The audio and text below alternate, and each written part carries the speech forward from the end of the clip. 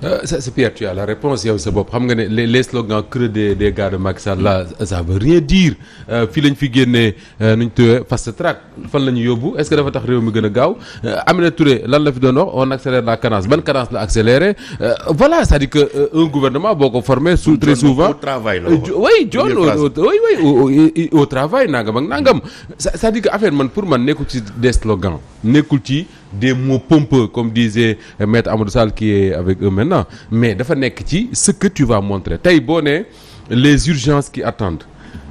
18 heures bu ñu tegalee gouvernement bi ñu gis ne c'est 33 ministres sinon plus avec des têtes yoo xam ne miinoon nañ leen dans le gouvernement bi nga xam ne moo fi nekk mais rien ne change Amadou Ba c'est pas lui qui par une baguette magique va changer les choses mënul nekk il faut une équipe de combat boo xam ne dañ naan président bii ñu jiite nekk président au Sénégal bii 15 mois moo ko fi dese peut-être moins lan lañ mën a def pour que réew mi ak les chocs mondiaux yi nga xam ne moo xam actuellement ñu fexe ba mu bañ a dal ci Sénégal yi dal boo xam ne day indi ay jafe-jafe parce que li tiital àdduna bi yëpp tiital président Macky Sall ba démb mu tax muy wax c'est que la crise économique mondiale su fekkoon ne ñoom daf leen leer ne bu duggee ci suñu réew yi nit ñi dañ koy supporter te duñu wax dara wallaay du leen jaral lii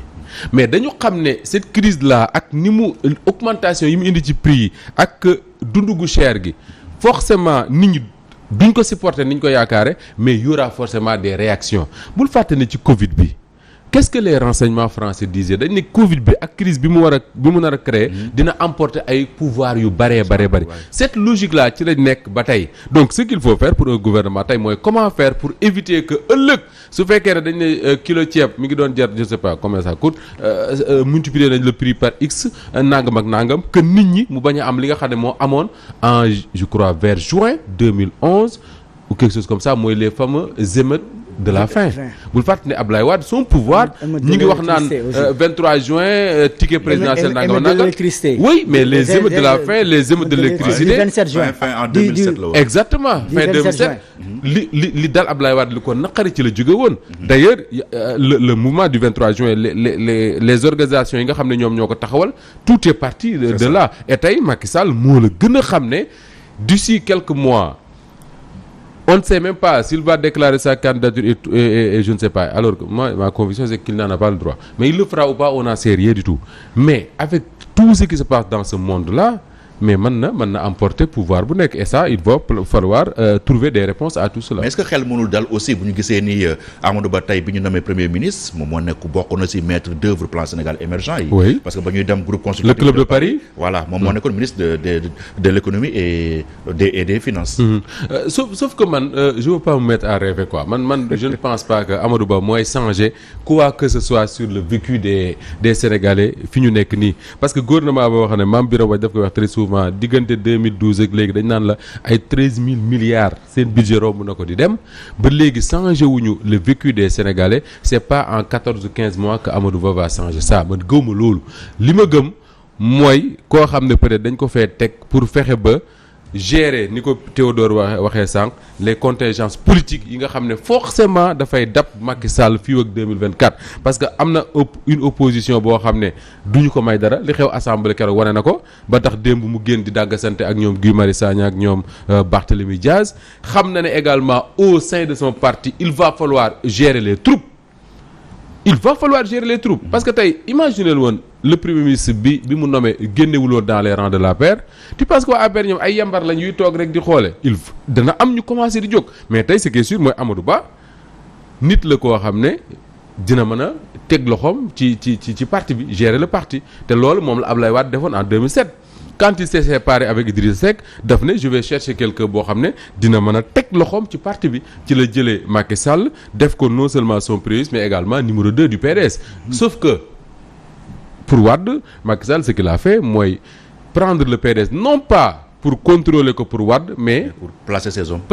hommes ce qui a fait que en 2008-2009 bi mu décidé créer l'APR tout de suite da nga gis ces hommes di génn mel ne ay melentaan yu génn ci kàmb donc parce qu'ils étaient prêts est-ce que Amadou Ba osera faire la même chose je n'en sais vraiment rien du tout et la différence entre moom ak Macky Sall c'est que il a beaucoup moins de temps que Macky Sall parce que 2024 c'est déjà demain. Théo est-ce que am nga xel bu dal ci Amadou Ba ak poste yi mu occupé yëpp nekkoon au cœur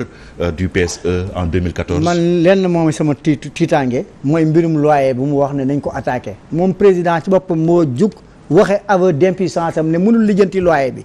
waaw léegi moom mu ñëw ne mën na lijjanti loyer bi loolu c'est une équation à plusieurs inconnus. waaw du ma ne sax à deux inconnus plusieurs inconnus parce que loyer bi dama ne woon fii tant que defuñu lenn bu fekkee ne ñu dañoo bëgg régler loyer bi soo defoon fii enquête ñoom ñëpp ci état bi ñoo am kër yi nekk centre Dakar te kër yooyu boo ñëwee mesurer yenn kër yi surface bi même bu matee 10/15 wala 300 mètres carrés. soo leen newoon tey kaa leen def enquête ku moom kër yi ni nga ko loué bàyyi nañ fii loyer bi wàccee nañ ko kaa ñu appliqué duñ ko appliqué kon question boobu loyer bi je crois que moom loolu moom pour ñu appliquer c'est un réel problème boo ñëwee ci yeneen pàcc yi ñu wax mooy affaire stabilisation du prix chaque fois ñoom dañuy ne c'est un système libéral kon mooy am na benn fu ñu mën a yam mais ku nekk yaay xool li la arrangé nga jaayee loolu kon loolu c'est une équation te dañoo bu ñu waxee tarif dañoo ne c'est un ensemble de prix et de conditions d'application te kan moo war a réguler conditions d'application yi mooy nguur gi mais yow boo demee ba nga xam ne maîtriser too inflation xool nañ fii ci tabaski bi xool nañ tamit ci màggal bi passé bañ demee di jaay ba ay saaku soble ay 50 000 kon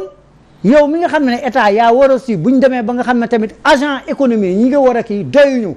loolu yëpp tamit mënoo di appliquer ay affaire prix yow te alors que agent économie yi doyuñu ñi nga xam ne ñooy def contrôle économique amuñu moyen kon loolu tamit il faut pas rêver parce que tamit application des prix ak suivre le panier de la ménagère ay moyens moo koy def fan ngay jëlee moyens yi moom nee na liñ ko dénk daal liñ ko priorité yi mooy amélioration du pouvoir d'achat des Sénégalais ak stabiliser les prix. loolu nag mooy équation parce que yow bu fekkee ne yow. mais pour donner les moyens mais il faut donner les moyens mais mën nañ ci joxe seen bopp da ngay xool leen fan laa koy xoolee boo ñëwee par exemple service kiiwu commerce intérieur bi nekk Pikine imaginal conditions yi ñuy liggéeyee ay ñaari L200 pour tout le département ay ñaari L200 comment tu vas faire ñaari L200 da nga mën a couvrir tout un département Pikine bi nga xam ne par exemple il y avait 48 marchés avant ñuy dem séparer Pikine ak Kër Massar 48 marchés avec 2 véhicules tu peux faire les 48 marchés mais quand même am na yoo xam ne aussi peut-être il faut enfin je sais pas peut-être il faut espérer parce que Amadou Ba impôt et domaine la c'est sa famille wala bokk tey bu ñu nee améliorer le pouvoir d'achat des Sénégalais ak stabiliser les prix xëy na mën nañ espérer un premier ministre qui vient des impôts et domaines que mu mën a agir sur ñu koy waxee sax yenn taxes yeeg yenn trucs comme ça xëy na mu mën ci agir mais li ma ci xaw a jaaxal rek le bémol que je mets dans tout ça c'est que tey le ministre de l'économie Abdoulaye Daouda Diallo foofu Amadou Ba ne jóge fa la jóge est-ce que dafa tax mbir yi dox niñ ko yaakaare beneen bi mooy en parlant d'Abdoulaye Daouda Diallo ñëpp xam nañ ne il n'a pas les meilleures relations du monde avec Amadou Ba est-ce que il sera dans le gouvernement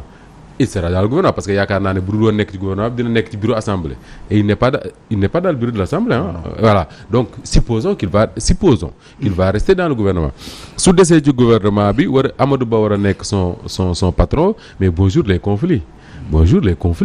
beneen bi mooy Pierre Macky Sall ñëpp xam nañ ne c'est un homme de sondage c'est-à-dire que moom lu muy def bala muy agir ay sondage lay def xool ba xam entre Théodore Moustapha ak Pierre quel est le moindre mal quelque part il se dit tey que ni le moindre mal pour lui c'est Amadou Ba te man lire naa plusieurs fois je ne sais pas ce que ça vaut plusieurs fois dans la presse sénégalaise bii suñu presse bi ñuy wax ne Amadou Ba par exemple c'est l'homme de la France au cas où plusieurs fois wax nañ ko fi oui am na fi sax ay voyages am yoo xam ne wax nañ fi ne fii la dem et lui-même il a dit que ni c'est totalement faux li ñuy wax ne moom la dem ak yooyu et que moom en tant qu'ancien ministre des Affaires étrangères du Sénégal il a le droit de voyager et pour voyager certainement il rencontre des gens. loo bëgg wax foofu que son choix c'était un choix qu'on lui a imposé. Non, je dis pas que c'est un choix imposé à Macky Sall. Non, je dis pas que c'est un choix qu'on lui a imposé. Je dis pas, mais je me mets dans la perspective de 2024 parce que man Pierre lii ñuy wax nii man daf maa intéressé wul parce que damaa xam ne d'ici 2024 réew mi du soppeeku entre xanaa bu yàlla tawee xaalis réew mi du soppeeku comme nag réew mi du soppeeku ko gu extraordinaire bañ naan nangam ak nangam man loolaa gëm bu amee je serai très content mais loolaa gëm mais man damay gëm man que ni toutes les pièces que Macky Sall pose actuellement c'est dans la perspective de février 2024 février 2024 googu tey il a mis un homme boo xam ne du man maa ko wax dama ne j'ai lu dans la presse sénégalaise plusieurs fois et même peut-être dans la presse étrangère ñu ne Amadou Ba mii il peut être l'homme de la France au cas où mas nañ fi def benn débat bu mag ci penco ci loolu et je disais man que ni man gëwma ay homme de la France ak yooyu man li ma gëm mooy c'est les Sénégalais qui votent et qui choisissent leur président mais ku xam ni àddunay doxe actuellement da ngay nangu rek que ni France googule nga xam ne daf ñoo ni waa ji wax daf ñoo xoj te nangu ñoo bàyyi bu sañoon tey am un homme boo xam ne day nekk ci continuité wu Macky Sall est-ce que Amadou Ba mooy nekk ci continuité wu Macky Sall je n'en sais rien du tout mais en tout cas c'est des aspects de la lecture yoo xam ne mënuñu ko bañ a évoquer Pierre. ci oui Théo rapidement. am na et puis pour montrer que c'est un peu politique parce que Amadou Ba aura la difficile mission de réconcilier les bases de l'APR. Aujourd'hui gis nañ ne APR fu mu toll nii dafa nekk en lambeau avec les votes sanctions yi amoon ci législative yi donc mission boobu tamit c'est une mission politique moo tax ñu jox ko chef de gouvernement. te moom ci campagne électorale législative yi ñu ngi ko doon reproché que ni muyewul woon le maillot. presque daf see maanu woon presque. maanu mën nañ wax nii maanu ci kaw mais ci suuf amul parce que permanence am bi am na ñu mu fa doon recevoir audience. ñu doon manœuvrer si suuf. waaw ñu mu doon manœuvrer ñu mu doon recevoir audience. c'est absolument vrai ce que tu as am na ñu mu doon recevoir audience. imam yi non seulement il a reçu mais il a donné. il a reçu et il a donné. imam ya waaw. imaam yi waaw ba imaam yi fàttee jul tisbaar ak takkusaan voilà. am na ñaari nit ci biir APR yoo xam ne ñoom même bu ñu nekkee benn commune wala benn département mais dañuy ratisser ku mel ni Mame Boye Diao am na ñoo xam ne Mame Boye Diao par exemple ay boy yoo xam ne ñu nekk ci banlieue bi bu ñu demee ne ñoom campagne bi du ñu battre campagne. def leen recevoir pour ne leen dem leen campagne jox leen moyen. ne leen parce que président moo soxla il faut ngeen dem.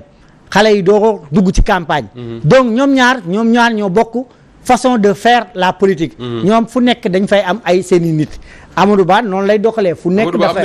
waaw fu nekk dafa am ay nitam. te nag loolu nag tey fu mu toll nii li may wax ci espace bi ñu nekk nii tey il y aura une difficile mission mooy de réconcilier la paix face parce que Mimi Touré mi dem tamit duñu ne am na doole amul doole dina nekk koo xam ne dina am lu mu du ma ne am lu mu yàq. am lu mu yàq da koy def parce que tamit discours am ak yëpp dina tax ñeneen ñu koy topp loolu nag foog moom mu consolider base boobu. pour bañ ñu dem. bañ ñu dem boobu dina metti. foofu la Amadou Ba mané un peu Aminata Touré mais j'ai l'impression que ne Aminata Touré profité wul ci position bi mu toog pour avoir ses hommes et ses femmes dans le parti. et ces jeunes dans le parti Amadou Ba tey te xam moom moo gën a xam fuuf moom mi nekk ci banlieue bi xam na ne Amadou Ba il a ses hommes il a ses femmes il a ses jeunes au cœur même de l'APR et mais tey. est-ce que loolu la ko président ragalee. mais Pierre loolu ci loolu laa bëgg a ñëw c'est-à-dire que président Macky Sall musul ñeme Amadou Ba su ma nee ñeme mooy musu ko wuulu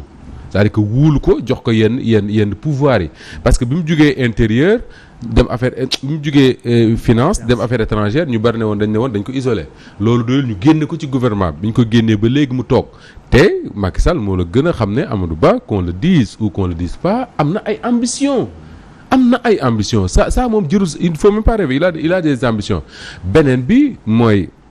ci biir APR daf ci bari ñoo xam ne gis Amadou Ba ak gis seen xol la ñemale c'est-à-dire il ne le gobe pas et ñooñu on va vers un combat entre ñoom ak Amadou Ba am na ci tey ñoo xam ne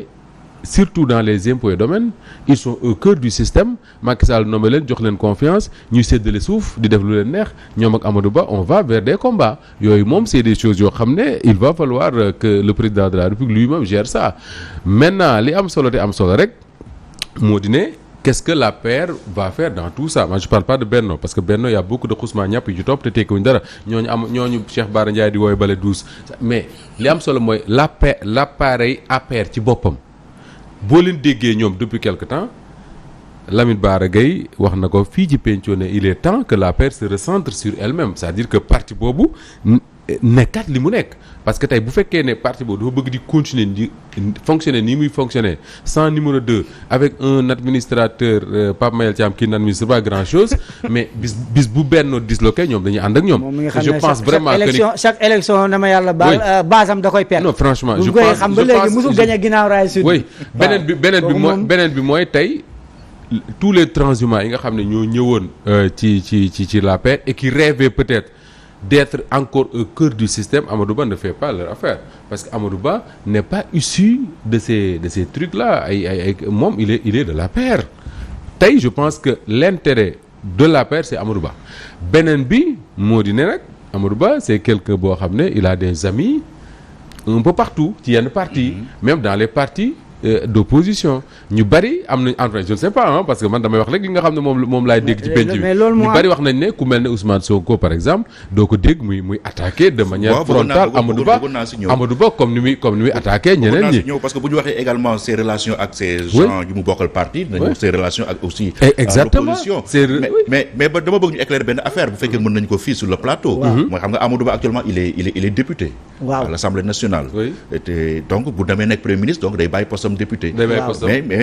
mais Benno amuñu woon liste suppléant. oui mais loolu Pierre ça pose pas de problème parce que ci liste nationale bi le remplacement se fait de manière que c'est vertical non ça c'est vertical ou horizontal de manière verticale je veux dire par là que ni su Amadou Ba génnee ki topp ci suuf moom mooy yéeg donc suppléants yi c'est pas important bu dee sur la liste départementale maintenant su fekkee Théodore mooy le titulaire yow nga nekk le suppléant su Théodore génnee yow yaay koy remplacer par exemple su Ablaye Sow resté dans le gouvernement de Macky Sall Ablaye Wilane mi nekkoon suppléant à Kaffrine moo koy remplacer à l'Assemblée mais sur la liste nationale le problème ne se pose pas moo tax ñu naan su fekkee ne nommé nañ ci ñu bari ay kuréel mag yooyu mën nañoo nekk député pourquoi parce que le remplacement se fait comme ça. voilà donc loolu y a pas de problème. léegi ñu wax maintenant ci relation Amadou Ba ak opposition bi. tudd nga léegi Ousmane Sonko ñoom ñaar xamante nañu woon bu baax. fële ca direction des impôts et domaines. je pense ba fay Amadou Ba di nekk directeur c'est le Ousmane Sonko sax créé syndicat am. ba ñu bëri doon wax ni Amadou Ba du daawul attaqué Ousmane Sonko. Ousmane Sonko également da ko doon manager. est-ce que ça Amadou Ba nekkul di ko woon financer si suuf yow léegi nan nga gisee est-ce que sa nomination dina calmer les ardeurs un peu de Ousmane Sonko. wala boog da nga jàpp ni il va rester fidèle à sa logique. non Ousmane Sonko moom il va rester fidèle à sa logique je pense pas que nomination Amadou Ba moo parce que Pierre Ousmane Sonko mène une politique boo xam ne wolof mooy wax ne la jik ca ngay continuer Ousmane Sonko li ko jik mooy nii muy defee politique. su fekkee dafa soppeeku parce que Amadou Ba moo nekk premier ministre léegi il va payer les pots cassés. loolu raison ñu doon wax ni dafa am. collusion entre ñoom. voilà Amadou Ba ci boppam toog na ci plateau Pape Ngagne Ndiaye ci TFM ñu interpellé ko sur ses relations ak Ousmane Sonko mieux que ça. les gens accusé nañ ko ne day financer par exemple une certaine opposition dont le PASTEF moo ci boppam mu démentir ko ne amul. man je dis solennellement que ni xaw ma am na xaw ma amul je n'en sais absolument rien du tout mais ce que je remarque simplement journaliste bi ma doon c'est que les attaques frontales qui viennent souvent de Ousmane Sonko jëm ci certains ténors du pouvoir de Macky Sall ni mu leen di dale du ko dale Amadou Ba très souvent lan moo koy expliquer peut-être il considère que Amadou Ba deful lu war a tax ñuy dal ci kawam noonu je n'en sais rien mais je crois également que ni Ousmane Sonko une fois Amadou Ba est venu à l'Assemblée nationale moom mu nekkoon député Amadou Ba nekk ministre des Finances je crois je ne sais plus si mes souvenirs sont bons il n'a pas du tout été très très gentil avec lui mais quoi qu'il en soit ci politique la ñu ne politique du ay xaritoo politique du ay doomu bàjjen politique ay intérêt la Amadou Ba ne du moom mooy intérêt wu opposition actuelle bi ils vont l'attaquer comme ni ñuy attaquer keneen ak keneen la seule chose bi nga xam ne mën nañ ko remarquer peut-être moo di ne son profil mën na permettre au cas où mu mën a discuter ak les gens de l'Assemblée parce que c'est important Assemblée nationale Pierre APR wala boog Benno Bokk Yaakaar 82 députés lañ fa am plus Pape Diop muy 83 maintenant da nga naan 82 députés plus Pape Diop mooy Aminata Touré muy 82 cela veut dire quoi que ni la majorité bi nga xam ne moom moo leen di permettre lu ñu bëgg mu jaar fa amuñu ko fa donc il va falloir avoir un premier ministre boo xam ne dina mën a discuter ak certaines chapelles politiques ça veut pas dire que ni dañuy négocier wala dañuy deal wala quoi que ce soit parce que à chaque fois su ma ko waxee les gens dañ naan non affaire du deal il ne s'agit pas de deal il s'agit d'avoir une assemblée nationale boo xam ne su fa Aminata Touré nekkoon par exemple dina am beaucoup de difficultés parce que waa PDS déjà ñoom mënuñu gober cette dame là am na profil premier ministre yoo xam ne bu ñu fa nekkoon dinañ am beaucoup de difficultés pour discuter ak certaines chapelles politiques am un profil de Amadou Ba boo xam ne du man maa ko wax ah les gens disent que ni way am na ñoo xam ne ci opposition ils sont trop gentils avec lui et pas je n'en sais rien mais ça permettra simplement que ni son gouvernement sur certains problèmes dinañ mën di discuter ak l'opposition et ça pour man lu bon nekku ci c'est une bonne chose moo gën avoir un premier ministre boo xam ne déjà va-t-en-guerre déjà tu as un président boo xam ne démb bi mu waxee ñëpp dañ ne qu'est-ce qui se passe c'est un président va-t-en-guerre bu ci yokkee un premier ministre va-t-en-guerre bu ñu demee assemblée gars yi kon ne di pëccëxoo rek comme ni ñu defoon vendredi ñu yéeg ci kaw table ñu dem micro yi te kenn du ci mën dara voilà donc ce profil là peut être intéressant relation Amadou Ba ak opposition bi nan nga ko gisee est-ce que c'est un homme de consensus consensuel boo xam ne dina mën a concilier les deux entre l'exécutif ak l'opposition parce que bu leen fàtte ne il a fait le régime socialiste moom il a fait si régime socialiste fi la ko fekkoon mu nekk au cœur du système am lu mu occupé si PDS nag la fësal dëgg ne damay def politique tuuti APR nag mu dëggal ko kon muy wane ne comme 3 régimes yooyu def na ko am na ci ay relation yooyu nag lay capitaliser pour mun a essayer fédérer force parce que ba léegi nii tey le président a un problème d'interlocuteur parce que d'interlocuteur entre lui et l'opposition parce que essayé nañ fi dialogue national ak Famara Ibrahima Sagna gis ngeen fu mu mujjee mooy affaire bi antuwul